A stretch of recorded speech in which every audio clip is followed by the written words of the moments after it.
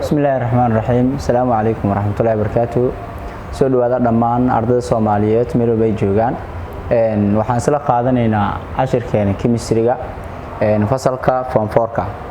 Waxaan isla fiirinaynaa duulayid insha Allah chapter-kii koowaad introduction-kiisa. Chapter-ka koowaad waxaa loo yaqaanaa hydrocarbons. Hydrocarbons intaan gelin wax yar introduction waxaan qaadan doonaa organic compound maxalla. waxaan rabnaa organic compound iyo inorganic compound markuu horeysinaa fahanno. Organic compound definition-kiisa waxaan leeyahay is the study of carbon compound. waa barashada kaarboonada waxaa loo yaqaanaa organic compound yaan leeyahay. sidoo kale organic compound maxaa la organic compound everything from living things wax waliba oo noole ka imaada waxaa loo yaqaanaa organic compound yaan leeyahay. sidoo kale organic compound waxaan leenahay isku dhis waliba ay ka kooban yihiin carbon waxaan leenahay organic compound. sidoo kale isku dhis waliba hadana noole ka imaadan waxaan dhigi doonaa organic compound yaan leenahay. waxaan fiirin doonaa marka carbon bound with carbon uu ku dabrami karaa. carbon bound with carbon wuxuu ku dabrami karaa hydrogen uu ku dabrami karaa. hydrogen markuu ku dabramo carbonka waxaan u bixin doonaa hydrocarbons aan leenahay. sidoo kale carbonka iyo hydrogen-ta iyo oxygen-ta sidoo kale carbonka wuxuu ku dabrami karaa mar kale oxygen uu ku dabrami karaa. oxygen markuu ku dabramo iyo hydrogen-tiina wata waxaan u bixin doonaa ayagana carbonkii hydrogen ku dabramay oxygen ku dabramay ayagana waxaan dhigi doonaa waa carbon hydrates aan dhigi doonaa. sidoo kale carbon markuu ku darmo nitrogen carbonka iyo hydrogen-ka iyo oxygen iyo nitrogen markay isku dabramaan ayagana waxaa loo yaqaanaa amine group loo yaqaanaa ama amino acid kan leenahay. oo isku dhiskeen dhigi karnaa marka hadda waxaan dhaanay meeshan waxaa inoo wacad carbon isku dhis waliba carbon ku dabran waxaan dhaanay waa organic waayaan dhaanay. maxaan kaloon dhigi karnaa isku dhiskee ahayn organic keeba organic aan dhigi doonaa. organic waxaan ahaynin wax waliba aan carbon ku dabranin waxaan u naqaanaa waa organic inorganic waay. isku dhis waliba oo carbon ku dabramana ama carbon ku jiran waxaan dhigi doonaa waa organic waay.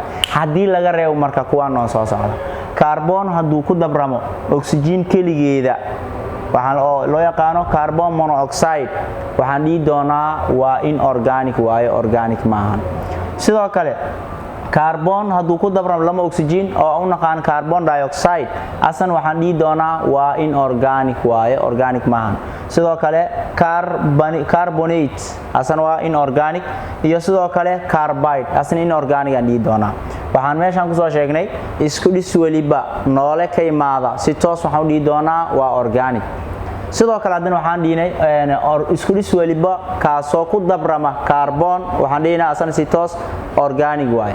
bal isku dhiskeen dhigi karnaa marka organic waaye inorganic maahan. kuwan haddii laga reebo carbon intaan waa carbon hadana fiiri waxay ku dabramay elementiyadaan kuwan waxaan dhigi doonaa ayagana waa inorganic aan dhigi doonaa carbon maahan. laakiin wixii kale imaado organic aan dhigi doonaa. activity-gan asla fiirin marka inta waxa inoo yaala fiiri organic inorganic isku dhisyadan composition isku dhisyo organic u sheeyna mas inorganic u sheeyna. kan waxa loo yaqaanaa salt waa cusbo. cusbada waa isheeg from organic miya mas inorganic waa. cusbada from waxaan dhigi doonaa horta ma waxay ka imaatay waxyaabo nool ma ka imaatay cusbada maya inorganic aan leenahay marka salt waa inorganic. sidoo kale water asan maxaan dhigi doonaa waa inorganic waay because waxaan leenahay waterka isheeg carbon ku jiro water cell qoran composition-kiisa carbon ma ku jiro maya soo maxaan leenahay marka inorganic waay aan leenahay. meeshan ay fiir marka sugar sokorta noole ma ka imaataa ma organic ma ha sokorta waa noole ka imaataa. waxaad fiirsaa geedka loo yaqaan sugar cane qasabka waa noolo ku imaaday from dhiru ku imaaday soo asankaas waxaan dhigi doonaa marka waa organic aan leenahay marka organic waa sugarka.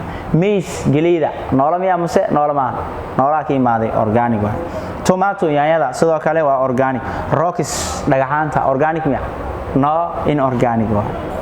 waxaan kaloo fiir doonaa marka isku dhisyadan meesha yaal fiiri isku dhiskaani ma organiga mase inorganic waay kan waxaan dhigi doonaa organic waaye waayaan organic aan ku dhaanay because carbon ka bilaabmada soo maxaa leenahay organic waay isku dhiskaanne video aan baawis iska dhe qofka fiirsanaayo waxa leedahay waa kan inuu organic yahay in organic yahay aad isku day sheeg si markaan u fiirino waa in organic waay aan ku dhaanay carbon ma ku jira in organic aan ku saarin ka markaan fiirinaasane kan waxaan leenahay waa in iska fiiri waa organic compound waa organic u dhaanay carbon ka bilaaban si toos waxaan leenahay marka waa organic kan sidoo kale isku dhiskaan waa in organic waay meeshaas waxaan ugu fiirin aan ku baran marka wax la yiraahdo organic compound maxaa la organic compound waxaan dhigi doonaa isku dhis waliba noole ka imaaday waxa loo yaqaanaa organic aan dheena sidoo kale barashada kaarboonada waxa loo yaqaanaa organic compound yalla sidoo kale markaan u fiirino organic maxaan dheena wax waliba noole ka imaada organic aan dheena sidoo kale waxaan kala dhigi karnaa organic isku dhis waliba kaarboon ku jira waxaan dheena organic waaye hadii laga reebo kuwa inoo soo socdo marka carbon monoxide kaani sidoo kale carbon dioxide carbonate cyanate iyo carbide inta waxa leenahay waa in organic waaye kuwi kale koreena waa organic waaye aad u maasantiin lesson ka xiga insha Allah aan isla socono